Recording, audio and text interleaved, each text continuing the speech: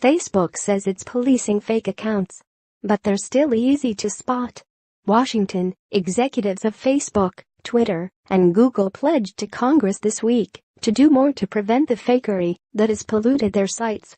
We understand that the people you represent expect authentic experiences when they come to our platform, Colin Stretch, the general counsel of Facebook, told the Senate Intelligence Committee. He said the company was doubling its review staff to 20,000 and using artificial intelligence to find more bad actors.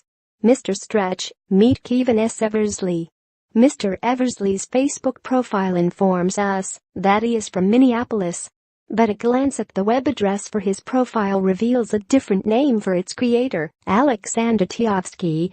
And nearly all of his Facebook friends, his family photographs, his alma mater, and even his employer are in Macedonia, a center for internet fakery.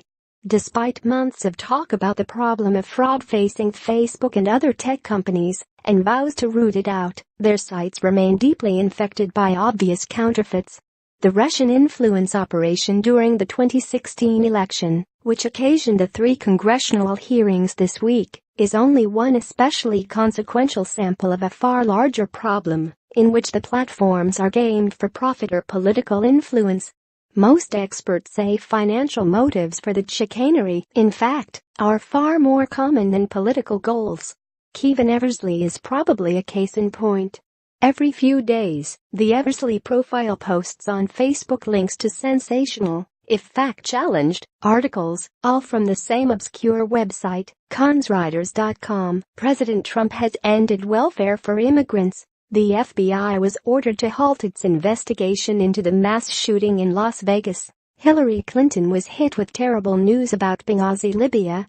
consriders.com, like hundreds of clickbait sites, pastes enticing headlines on articles that read like the work of time-pressed high school students. But it is packed with Google ads that generate revenue for every click, highlighting Google's foundational role in the ecosystem of online deception.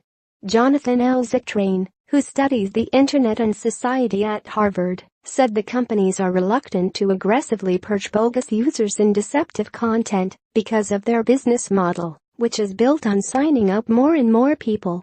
These platforms are oriented to maximize user growth and retention, Mr. Zittrain said. That means not throwing up even tiny hurdles along the sign-up runway and not closing accounts without significant cause. I suspect they figure there are enough accounts that are the subject of complaints to review without looking for more to assess. It takes no great technical expertise to spot the dubious accounts, and amateur sleuths around the country have taken up the task. Zachary Elwood, a technical writer and an author of poker books in Portland, Oregon, who started tracking evidence of fake Facebook profiles this year, found dozens of imposters, including Kevin Eversley.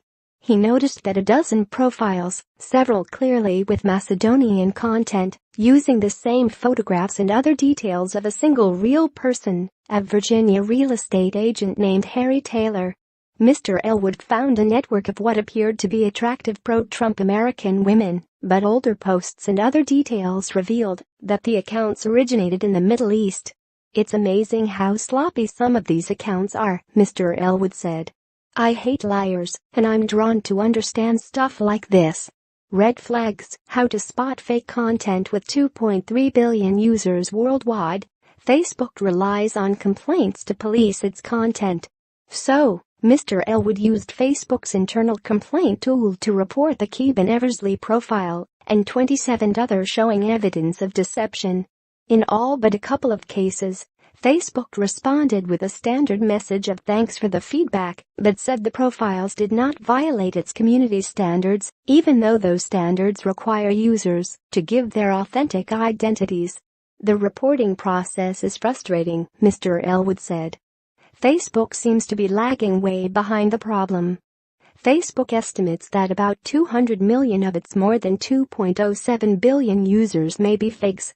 Sean Edgett, Twitter's general counsel, testified before Congress that about 5% of its 330 million users are false accounts or spam, which would add up to more than 16 million fakes. Spammers and bad actors are getting better at making themselves look more real, Mr. Ajit said. Independent experts say the real numbers are far higher. On Twitter, little more than an email address is needed to start tweeting. Facebook's requirement that users be their authentic selves means the company asks for a smattering of information to sign up: name, birthday, gender and email address. But few checks exist to verify if that